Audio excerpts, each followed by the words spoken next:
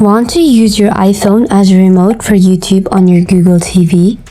If you cast YouTube from your phone, you can fully control your Google TV, including play, pause, volume, and even searching, all from your iPhone. In this quick guide, I'll show you how to do it step by step. Let's get started. First, make sure your iPhone and Google TV are connected to the same Wi-Fi network. Without the same Wi-Fi, casting doesn't work.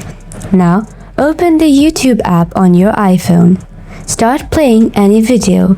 Then, at the top of the screen, you'll see a small cast icon.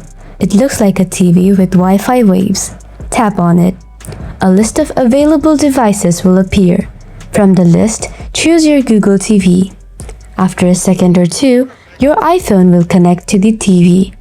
If you have multiple YouTube accounts, you may need to follow a sign-in method each time you cast. Otherwise, it will instantly start playing on your Google TV screen. Once the cast starts, your phone becomes a full remote. From your iPhone, you can play or pause the video, control the volume, skip forward or backward, and so on. And if you tap on the cast icon once again, you have this controller and mic option side by side. Let's tap the controller option. With this controller, you can literally use your phone as the proxy remote. You can also use the voice search feature. Tap on the mic icon and search for anything you want with your voice. And that's it. That's how you use your iPhone as a remote for YouTube on your Google TV using Cast.